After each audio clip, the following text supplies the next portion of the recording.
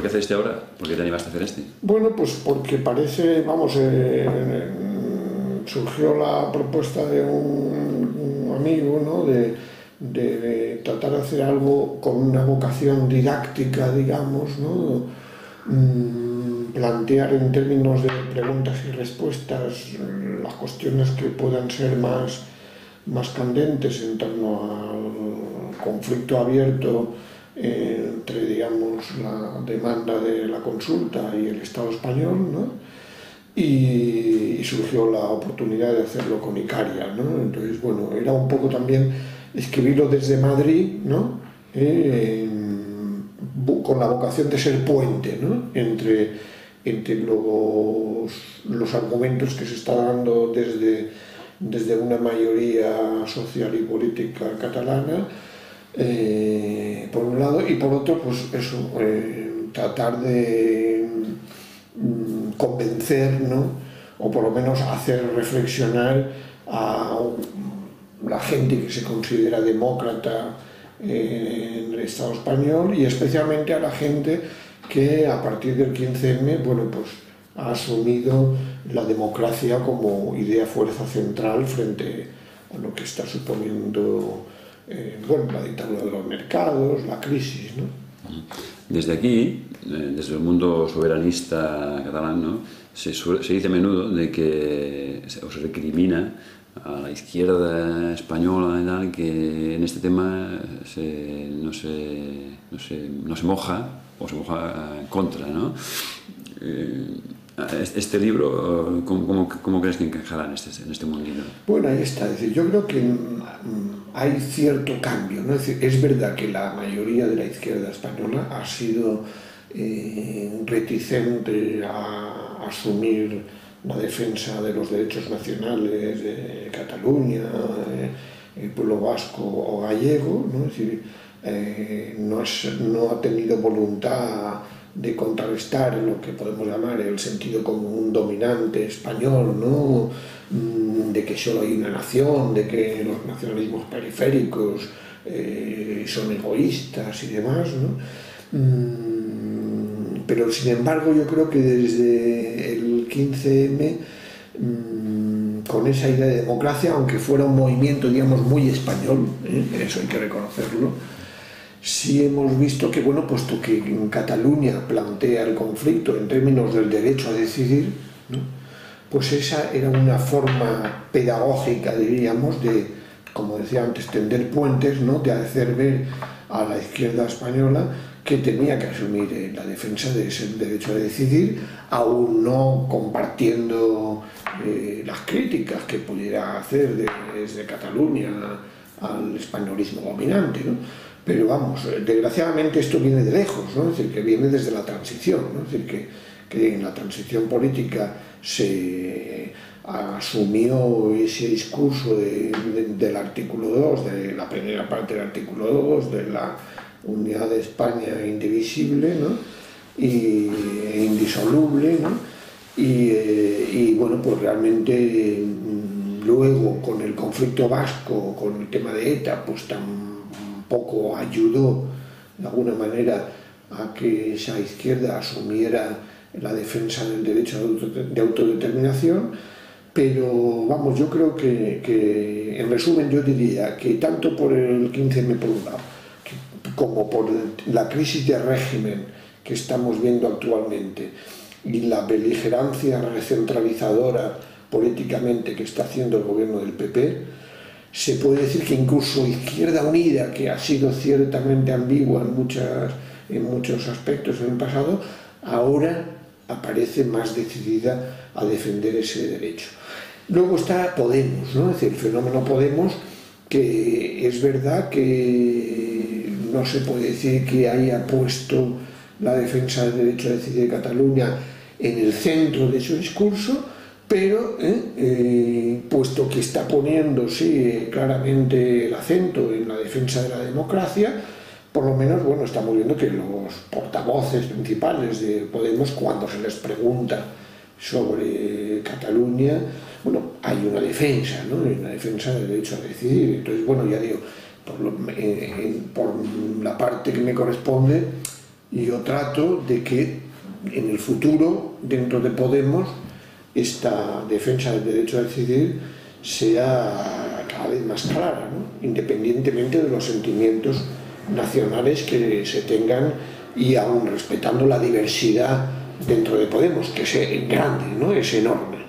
Pero yo creo que hay que exigir a esa diversidad que, bueno, puesto que está exigiendo democracia, la democracia implica exigir abiertamente también ese derecho a decidir de Cataluña, ¿no? La idea más general que se percibe es de que esa izquierda, Podemos y otros grupos, es de que, bueno, les parece bien que decidan los catalanes, ¿no? Pero que sabría mal que decidiesen independizarse, ¿no? Bueno, ahí está. Es decir, yo precisamente en el libro trato de explicar por qué está la exigencia de independencia adquiriendo tantos apoyos en Cataluña, ¿no? Es decir, que yo vengo de una corriente que hemos defendido siempre el federalismo, el confederalismo, ¿no? Pero claro, yo entiendo perfectamente que una vez agotada la experiencia del estatut, ¿no? Y verificada la actitud por parte del gobierno del PP y del propio Partido Socialista, pues entiendo que realmente esa reivindicación de la separación del Estado español esté justificada, ¿no? Porque realmente no han dejado otra salida, ¿no? Es decir, que puesto que hay un cierre incluso a una lectura federalizante de la Constitución, pues lógicamente solo cabe la opción de la independencia para luego ver en el futuro si en una relación entre iguales se pudiera llegar a un modelo confederal, ¿no? Pero claro, digamos, para poder buscar un nuevo modelo de relación, está claro que hoy parece necesaria esa separación, ¿no? Y pienso que sí, que efectivamente mucha gente de la izquierda o de Podemos no entiende esa oposición porque de alguna manera les cuesta ponerse en el lugar del otro, ¿no? Es decir, que ese es el problema, ¿no? Yo creo que estamos luchando en cierto modo contra un proceso de socialización política que a lo largo de varias generaciones se ha ido dando en la mayoría de la sociedad española, ¿no? Que ha sido, es decir, solo hay una nación, Cataluña es una sociedad rica, un país rico, lo que quieren es no solidarizarse con los pueblos de Andalucía, es decir, estereotipos, ¿no? Que no ayudan. Es verdad que tampoco ayuda, que bueno, pues que evidentemente presidente de la Generalitat sea alguien que es percibido pues como una persona, bueno, y también en Cataluña, que ha aplicado también políticas neoliberales, ¿no? Es decir, pero lo que insistimos algunos, ¿no? Y en el libro trato de explicarlo, es que no es este conflicto no es un conflicto entre Artur Mas y Rajoy, ¿no? Sino que es un conflicto entre un movimiento soberanista, independentista muy plural, ¿no? Por un lado, y un Estado español que no permite ni siquiera votar a Cataluña sobre cómo quiere relacionarse, ¿no? Entonces, bueno, es un trabajo que antes, yo creo, del estallido de esta crisis de régimen iba muy contracorriente, pero bueno, ya digo, yo creo que ahora hay brechas abiertas, ¿no? Y hay puentes posibles entre esa demanda de democracia y del derecho a decidir que emerge desde el 15M, las mareas, Podemos, ¿no? O ahora en Canarias, que estamos viendo también que están planteando una consulta sobre el petróleo y tal, y lo que se está planteando en Cataluña, ¿no? Es decir, que sería moderadamente optimista a medio plazo, ¿no? A corto plazo, evidentemente, está claro que hay un riesgo de confrontación abierta y desgraciadamente fuera de Euskadi o Euskal Herria y de Galicia no hay un movimiento de solidaridad con la demanda catalana como el que tendría que haber, ¿no? tratamos de organizar algunos debates, ¿no? A David Fernández va a venir próximamente a Madrid, va a presentar conmigo el libro, ¿no? Tratamos de organizar algunos actos, ¿no? Pero realmente cuesta, ¿no? Cuesta que gente en Madrid salga a defender ese derecho a decidir de los catalanes en unos momentos en los que evidentemente hay una confrontación abierta, ¿no? Y un riesgo de que esa consulta no se celebre con todas las garantías democráticas el 9 de noviembre, ¿no? Tú en el libro hablas a la vez del movimiento soberanista y del movimiento del 15M, con los dos movimientos un poco relacionados. ¿Tú crees que funciona más o menos así? Bueno, es decir, el movimiento 15M es un movimiento con un rasgo español, digamos, es decir, hay que reconocer que no hay una asunción de la realidad plurinacional en el Estado, ¿no? Eso hay que constatarlo, ¿no? Pero también defiendo que hay ese puente posible entre Cataluña, Movimiento 15M, las mareas y demás, a través de esa idea de democracia, ¿no? Es decir, a través de esa denuncia de lo que Podemos ha llamado la casta, ¿no? El régimen del 78, de la cultura de la transición, ¿no? Es decir, de ese respeto a los consensos que se impusieron a finales de los años 70, ¿no?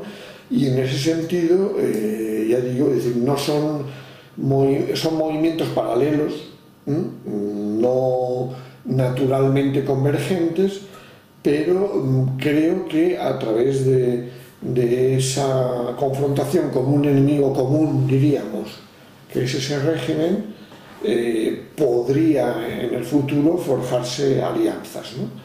Pero obviamente no es fácil, ¿no? Pero bueno, ya digo, mi experiencia es que, bueno, que he podido ir a algunas asambleas del 15M, que he podido hablar de la cuestión catalana, ¿no? Y eso en el debate, por ejemplo, que ahora está desarrollándose en Podemos, pues la consulta catalana aparece ahí como un tema en más de un documento, ¿no?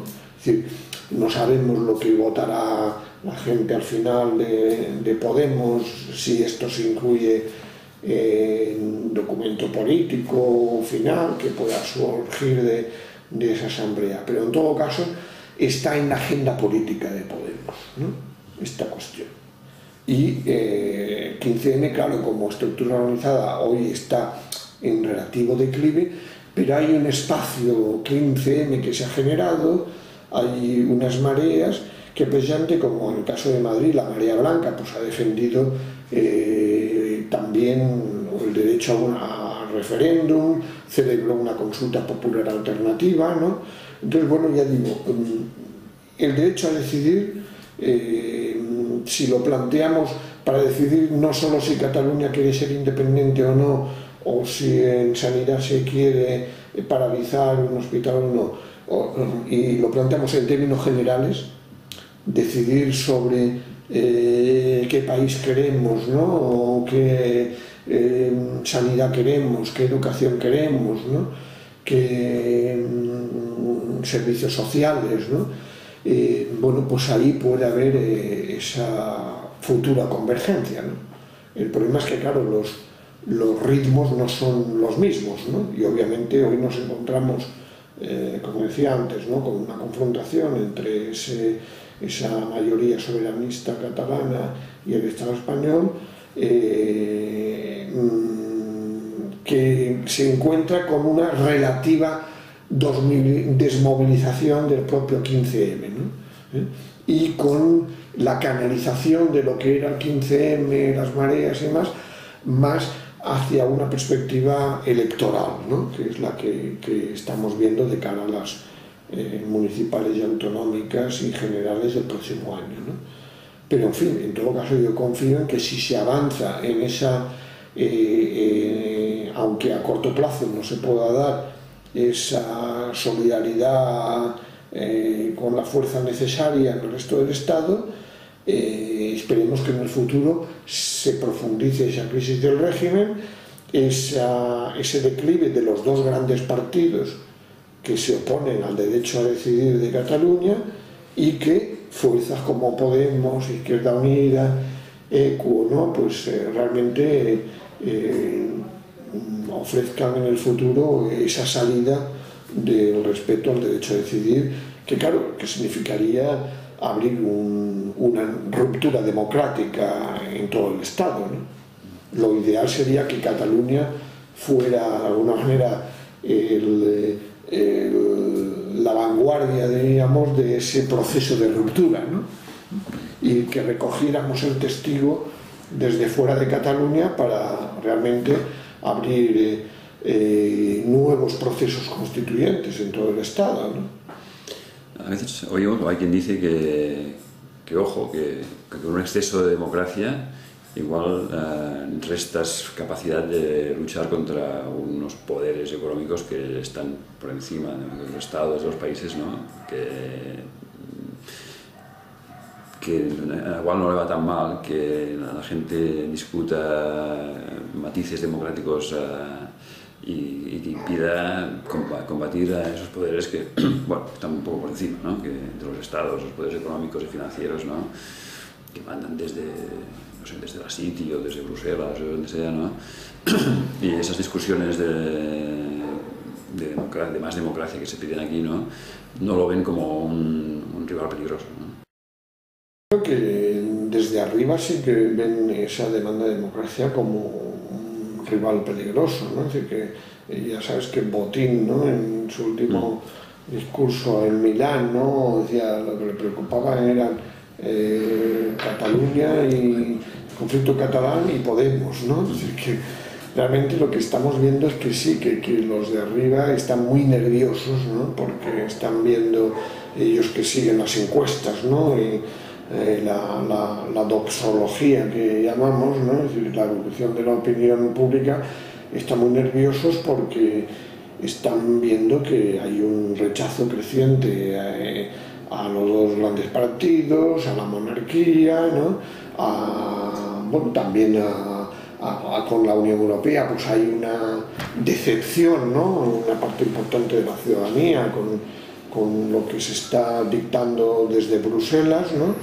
Y bueno, pues evidentemente frente a eso, pues claro, lo que hace falta es democracia, ¿no? Como alternativa, una democracia pues evidentemente que combine formas de participación directa con formas de participación representativa, ¿no? Pero que desde luego no impida que en las grandes cuestiones se consulte a la ciudadanía, ¿no? Porque además, claro, lo que hemos visto también es que desde el estallido de la crisis, el agravio comparativo con las élites políticas y económicas ha sido enorme, ¿no? Es decir, que la corrupción antes había una tolerancia relativa, ¿no? Antes del estallido de la crisis, pero ahora lo que estamos viendo es una sucesión de escándalos creciente que hace que realmente la mayoría de la gente se indigne cada vez más frente a lo que podemos llamar la casta, ¿no? Que también en Cataluña habéis tenido con el pujolismo su expresión, ¿no? Entonces ya digo, yo creo que lo que se plantea es realmente refundar la política, ¿no? Refundar la democracia y también refundar Europa, ¿no? Es decir, que evidentemente son retos que no se plantean en un año o en dos, ¿no? Pero sí, y creo que estamos asistiendo a un fin de época, ¿no? Es decir, o sea, todo el edificio, ¿no? Que se generó a partir sobre todo de los años 80, ¿no? Y luego a partir del 2000 con el euro y tal, todo ese edificio de la Europa en ascenso y de un capitalismo español que iba a estar en la Champions y demás, todo eso está descomponiéndose, ¿no? Entonces, bueno, no sabemos muy bien cómo va a ir naciendo algo nuevo, ¿no? pero está claro que las cosas no van a seguir como antes, ¿no? Es decir, que, entonces, bueno, en ese proceso, pues claro, yo creo que es importante, aquí no hablo mucho en el libro, pero claro, es importante ver que son retos tan grandes que no lo podemos plantear solo a escala catalana o a escala española, ¿no? Es decir, que hay que plantearse que frente a una crisis tan gorda como la que está viviendo el capitalismo hoy, ¿no? Como la de la Unión Europea, por lo menos los pueblos del sur deberían buscar fórmulas también de confluencia y de convergencia para desafiar a la troika, ¿no? Desafiar los dictados de eso que tú decías, ¿no? De ese gran poder financiero, ¿no? Que funciona por encima de los estados. Yo menciono de pasada en algún momento, ¿no? Lo que llamamos la lex mercatoria supraestatal, ¿no? Es decir, realmente esa dictadura de los mercados que llamaba el 15M, ¿no? Entonces, obviamente, eso obliga a tener en cuenta que necesitamos de una relación de fuerzas, hablando en términos clásicos, que vaya más allá de una nación o de un estado, ¿no?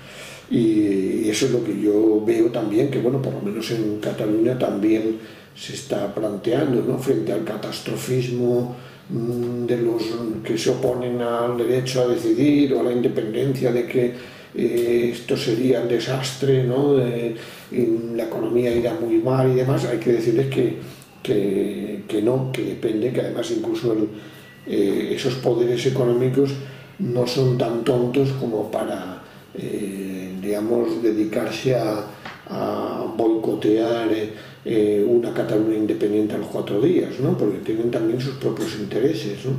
Entonces, bueno, yo creo que ahí hay una prueba de fuerzas abierta en los próximos años, ¿no? Es decir, o varias pruebas simultáneas, ¿no? Porque estamos discutiendo cómo resolver el conflicto nacional catalán, pero cómo también resolver el problema del paro, como el problema de la deuda, que es fundamental, que se plantearía desde el primer día en el caso de que Cataluña fuera independiente, ¿no? Entonces, bueno, pues yo creo que se plantea cómo articular, ¿no? Resolución del conflicto nacional con la cuestión social.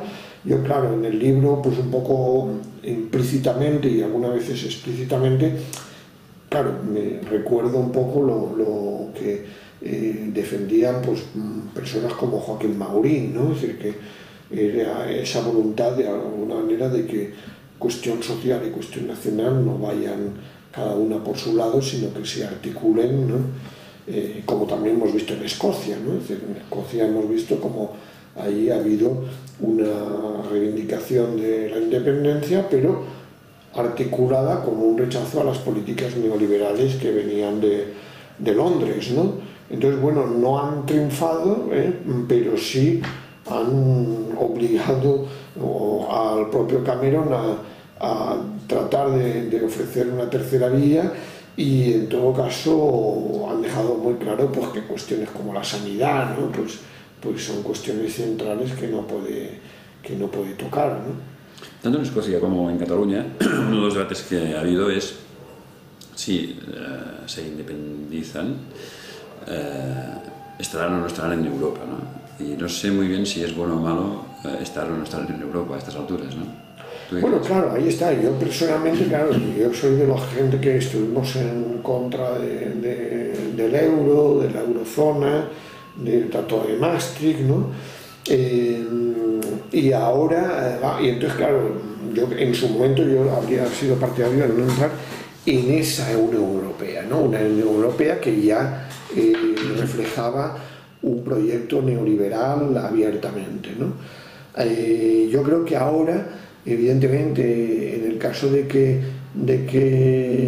Cataluña fuera independiente o que hubiera un cambio de régimen en el Estado español, yo creo que sí, que habría que plantear una refundación de Europa y en todo caso empezar cuestionando la obligación coordinación del pago de la deuda, ¿no? Es decir, el pacto fiscal, ¿no?, que aprobaron los distintos gobiernos, ¿no?, del cumplimiento del déficit, ¿no?, con la reforma, en el caso español, del artículo 135 de la Constitución. Es decir, lo que un economista francés, ¿no?, Michel Husson, llama desobedecer para reconstruir Europa. Es decir, un gobierno desde Cataluña o desde Madrid, yo creo que debería decir, no estamos dispuestos a obedecer las obligaciones que nos planteáis tal cual es del pago de la deuda, vamos a exigir una moratoria, una auditoría ciudadana independiente sobre qué parte de la deuda es legítima y qué parte es ilegítima, y la ilegítima negarnos a pagarla, ¿no? Cuestionar ese pacto fiscal, ¿no?, de cumplimiento del déficit, ¿no? Y bueno, a ver cómo responde ante esa desobediencia la Troika, ¿no?, la Comisión Europea, el Banco Central Europeo, ¿no?, y asumir el riesgo de que echen digamos, a un gobierno en Cataluña, a un gobierno en Madrid de la eurozona, ¿no?, asumir ese riesgo, ¿no?, que es lo que están planteando también en Grecia, ¿no? Es decir, que Syriza también plantea que en el caso del gobierno también obligaría por lo menos a una reestructuración de la deuda, ¿no?, a una renegociación, ¿no? Es decir, yo creo que habría que cuestionar esa refundación de los capitalismos europeos que estamos asistiendo hoy. No están refundando Europa, no están refundando sus capitalismos respectivos, ¿no?, como escribía recientemente un colega también, Fernando Luengo, ¿no? Entonces, eso yo creo que tiene que ser muy claro, pero evidentemente no para caer en un repliegue nacional estatal, ¿no?, sino para apostar por otra Europa, empezando por, como decía antes, la confluencia entre los pueblos del sur, es decir, por lo menos tratar de crear una eurozona del sur, diríamos, ¿no? Eso sería lo ideal, ¿no? Pero obviamente, claro, también depende de qué gobiernos haya en Portugal, haya en Italia. Estamos viendo como en Francia también hay fuerzas que están planteando esa alianza de Europa del Sur, ¿no?, en la que ellos se incluirían, ¿no?, como alternativa también a esa extrema derecha xenófoba que está defendiendo salir del euro, pero claro, para proponer un modelo nacional, estatal, chauvinista, ¿no?, y xenófobo, ¿no?, y bueno, frente a ese repliegue nacional estatal, le digo, lo lógico sería, es decir, no renunciamos a esa dimensión europea porque hay una interdependencia económica creciente que se ha ido desarrollando durante todo este tiempo, pero desde luego no en el marco institucional y autoritario en el que hoy se desarrolla la Unión Europea, ¿no? Un par de cosas más. Leyendo el primer capítulo tuyo, reconstruyendo otra vez la historia de Cataluña y España, uno tiene la sensación un poco de que más pronto o más tarde teníamos que llegar a donde estamos, ¿no? Porque hace mucho tiempo que se arrastra este debate de Cataluña, España. Es difícil concebir que más pronto o más tarde no llegásemos a un momento en el que se plantease esta cuestión. No sé si es inevitable o la evolución de los hechos hará que en el futuro ya no sea así, ¿no? Pero bueno, repasando toda la historia, ¿no?, dices, bueno, es que llevamos muchos años con este debate, ¿no?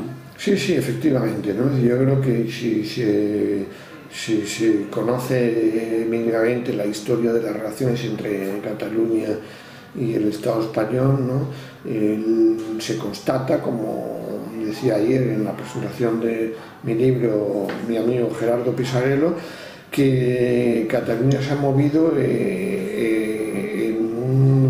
en el marco hasta prácticamente los últimos años de una propuesta federalista que ha chocado sistemáticamente con Madrid, ¿no?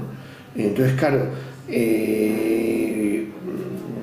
tras las repetidas experiencias de derrotas o de fracasos, ¿no?, en ese tipo de propuestas, ¿no? Sobre todo a partir de, bueno, evidentemente yo recuerdo ahí 1740, 1714, pero sobre todo es, pues claro, luego la Primera República, ¿no? Y luego el 98, ¿no? El 98 como punto de inflexión clave, ¿no? Y claro, las experiencias mismas de 1918 con Cambó, ¿no? Incluso como ministro en el gobierno español, ¿no? Es decir, como él mismo luego lo deja bueno, ahí luego pues surge una izquierda republicana que quiere ir más allá, pero que incluso en la Segunda República plantea una propuesta federal, pero que tampoco es aceptada por Madrid. Pues claro, ya digo, todas estas experiencias que culminan en el estatuto, ¿no? Pues llegan a comprobar que sí, que ya el paso siguiente inevitablemente iba a ser el derecho a la secesión, ¿no? El derecho a la independencia, ¿no? Es decir, que es verdad que es un poco, es decir, no se podía, digamos, predecir en el 78, ¿no? Porque claro, cuando discutes en Madrid, la gente de Madrid dice, bueno, pero Cataluña votó el 80% a favor de la Constitución. Y dice, claro, pero lo que tenéis que preguntaros en Madrid es cómo después de todos estos años hay ahora un 80% que está por el derecho a decidir y ya no se reconoce en esa Constitución, ¿no? Es decir, que realmente se ha llegado a un punto de falta de reconocimiento de la identidad nacional catalana por parte del Estado español, de rechazo a cualquier forma de relación que pudiera ser entre iguales, que se entiende que el paso ahora que se quiere dar sea la independencia, ¿no? Y la pregunta más difícil de todas, ¿qué crees que va a pasar? Bueno, yo, claro, en un artículo reciente en Público también decía, no sé muy bien si el día 9 de noviembre, no sé si va a haber urnas ese día, ¿no?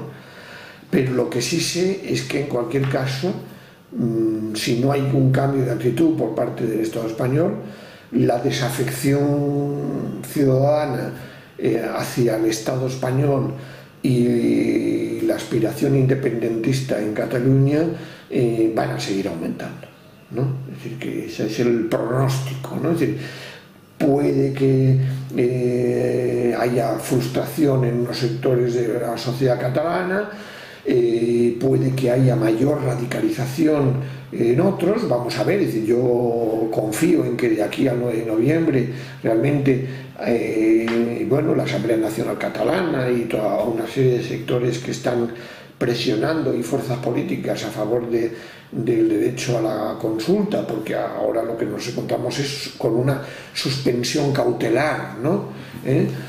No con una prohibición expresa. Es decir, vamos a ver hasta qué punto este movimiento